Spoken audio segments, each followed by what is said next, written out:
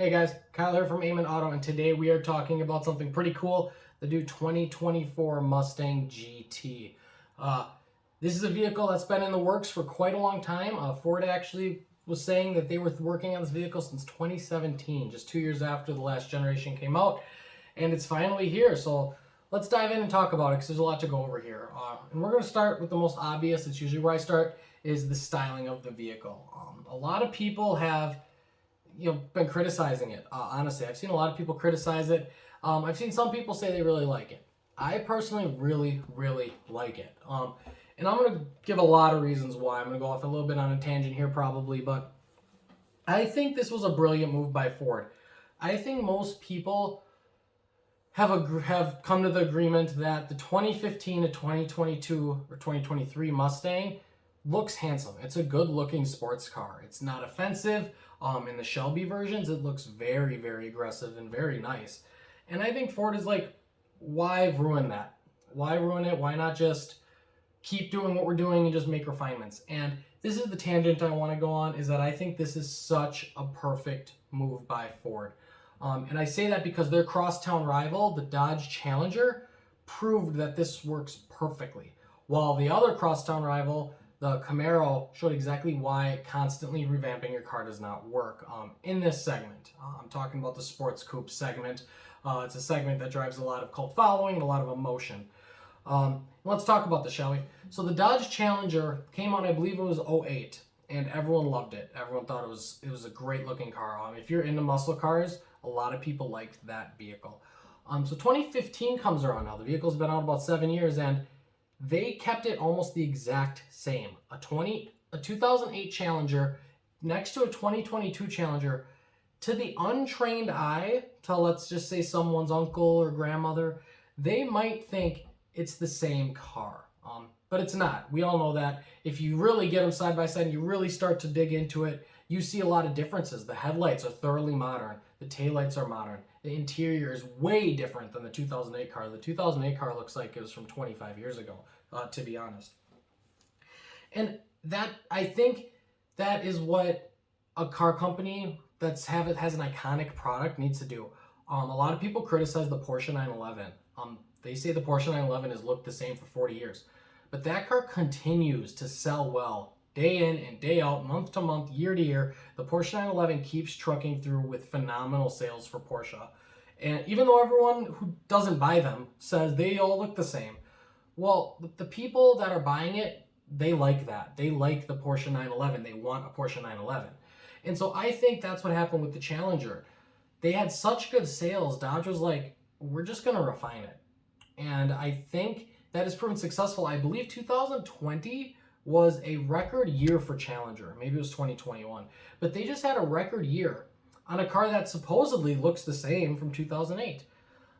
So I think if you have a good design, which I think the Mustang has, I think just run with it. Refine it, update it, keep improving it, make constant improvements, and just run with it. And I think that the sales will follow. I think this car looks it just looks so good in my opinion. There's a lot I like. I really like this aggressive spoiler right here. I think that's a great design. And let's talk about the Camaro just for a minute here. I think the Camaro is a perfect example of why it doesn't work when you constantly revamp your car.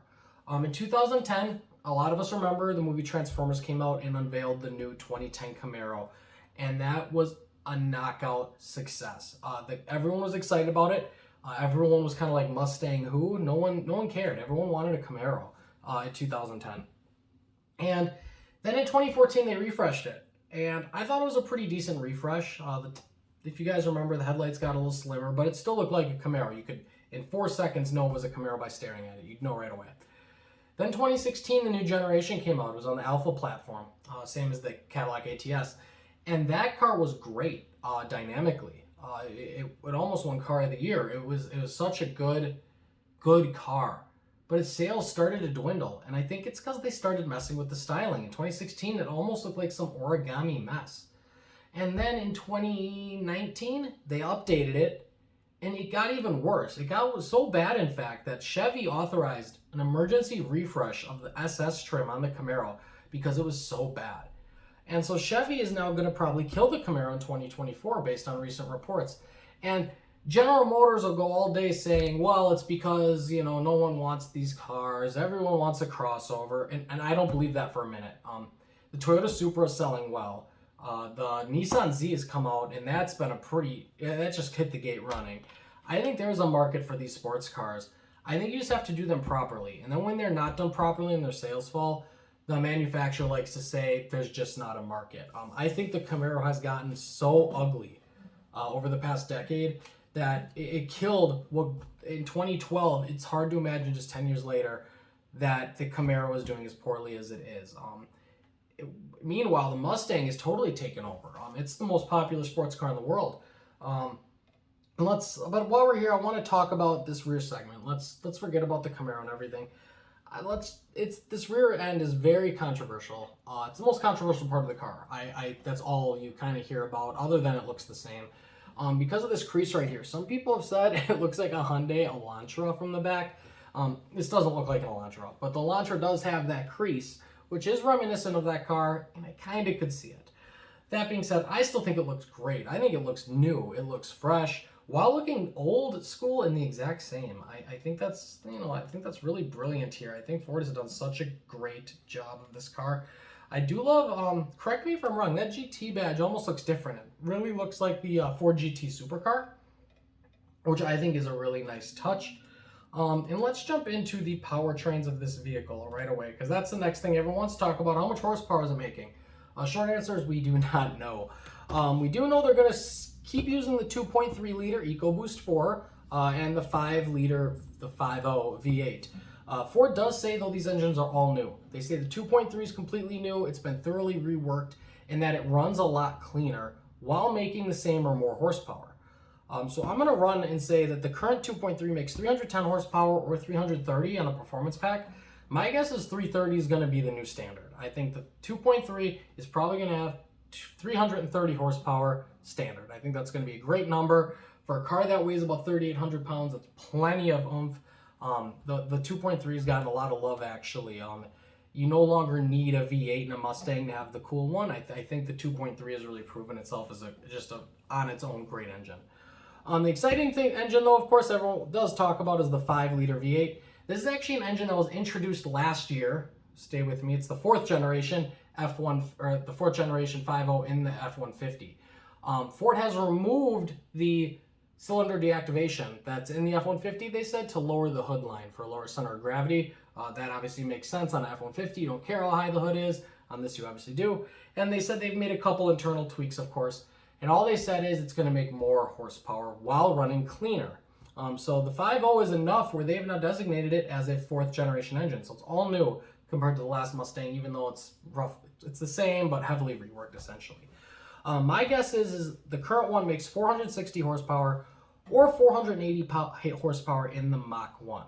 I'm going to take a big speculation here that, again, the standard horsepower is going to be 480 now. I wouldn't be surprised if the new Mustang GT hits the ground running at 480 horsepower as standard.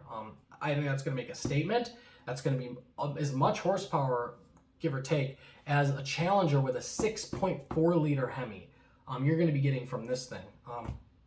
And let's jump into the competition again. And we're going to talk about what's this going to compete with. I think it's very important to talk about the Camaro's probably being discontinued, and the Challenger and Charger are just being, the factory shutting down December 31st of 2023. So we only have about 15 more months of the Challenger and Charger as we know them. Dodge is going to combine those cars into the new Dodge Charger Daytona Banshee, which we've all seen is that awesome looking electric sports muscle coupe, whatever that thing is. That thing that's a whole different animal. I don't even know if you consider that competition with this, because I think that's going to be priced a little high. But that leaves this car on its own in terms of just gas-powered American muscle. And I think that this car is going to compete more with the Nissan Z car and the Toyota Supra. I think those are going to be the big 3 sports cars if you want a high horsepower sports car that's obtainable, minus of course a Corvette. Is you're going to have the Mustang GT for 480 horsepower. You're going to have the Nissan Z with 400 and the Supra with 400. and I think those are all going to compete around 50,000, and I think that's going to be an exciting segment. In terms of that horsepower bracket, you still do have the BRZ, Toyota GR86, and the Miata if you want something on the low end of just being lightweight and fun. But I think in terms of high horsepower rear-wheel drive coupes, this is going to be one of the big three in the segment. Because unfortunately the Camaro, the sales have killed it. So we'll see what happens. They can always turn it around. I think this is going to be a good success for Ford. So maybe that success will maybe GM will kind of think, maybe we should get back into this market. Time will tell. Let's talk about the interior, because they did update this car a lot. I don't want to make it sound like they didn't, and they stuck most of the R&D money into this interior. They're calling it a cockpit. I feel like everyone calls it a cockpit now because it sounds sexy, but it really is just two screens, and everything's kind of canted toward the driver, just like it is in the new C8 Corvette. And I think that's a really sharp look right there. I will say it's a little disappointing because when you just do a bunch of screens like that, you lose a little bit of identity. You can't do as much with interior design. I do think the interior almost looks a little more generic now. If this didn't have the Mustang flat bottom steering wheel, you would almost be torn to say this looks like a Ford Explorer on the inside or any other crossover. I mean, it's just kind of generic.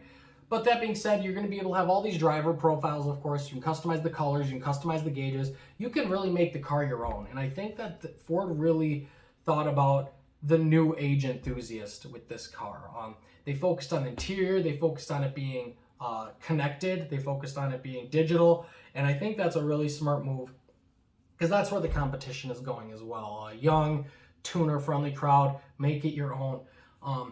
Instead of focusing on drag times like the Dodge is, this little handbrake right here, that's called a E-Drift handbrake. They're calling it a drift handbrake. It's right here on Ford's website. The adrenaline boosting drift brake. And they're saying that you'll be able to nail that and it's designed for it. So I think that's kind of shows where Ford's head is. They're trying to have fun with this car, including the new rev from your key fob feature. You're going to be able to rev this car from your key fob. Don't know how I feel about that. I think that's going to be a very fun feature, but I think it'll also be annoying to people who are over the age of 18. But I digress. Ford's trying to have fun with it. I can't fault them for that. So let's talk about maybe the elephant in the room for some people, and maybe not for other people, is let's just talk about how there's no hybrid option.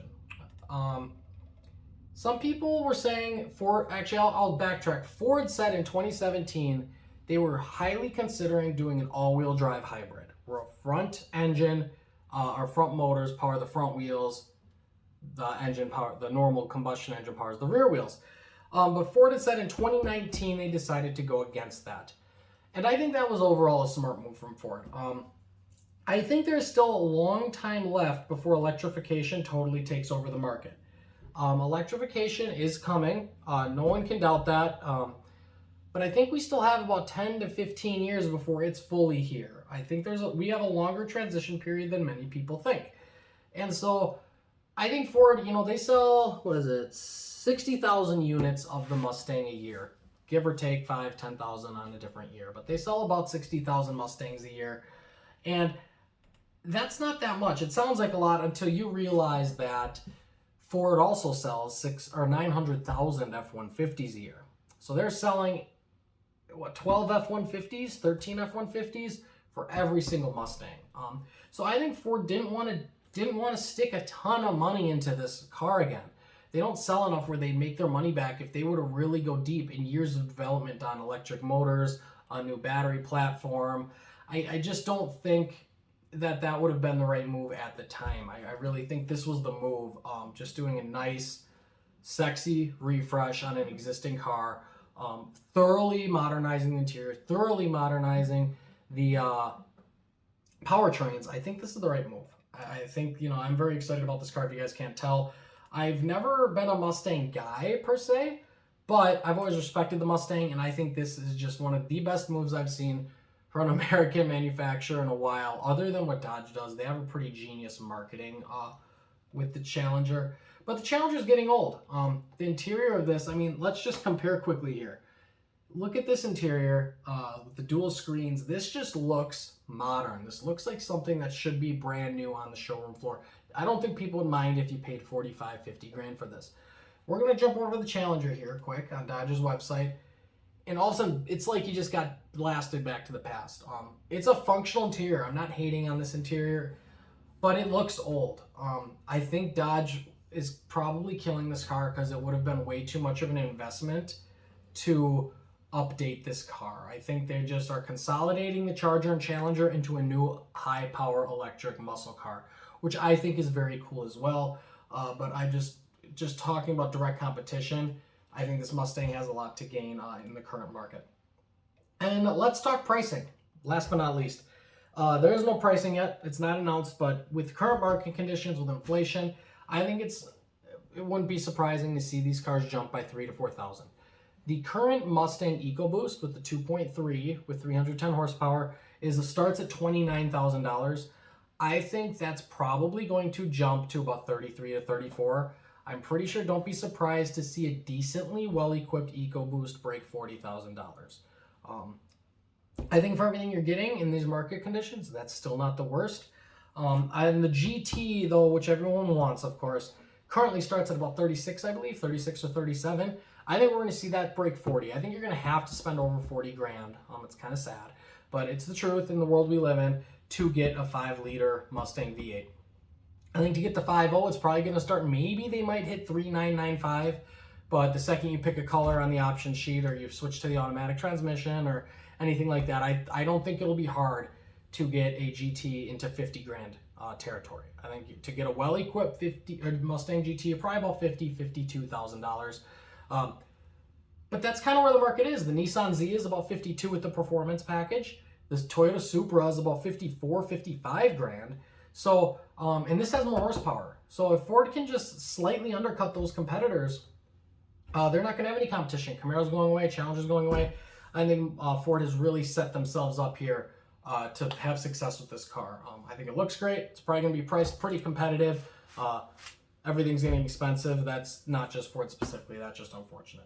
But anyway, I digress. Let me know what you guys think about this car. Do you like it? Do you hate it? Do you think the styling, they were too conservative? Do you kind of agree with me? Do you disagree? Let me know in the comments. You guys always do if you disagree. But leave a like if you like this video. It really helps out. If you really like this video or you want to see me talk about any new news coming up, let me know in the comments as well. It really helps out. Subscribe to the channel. Catch you guys in the next one. Peace.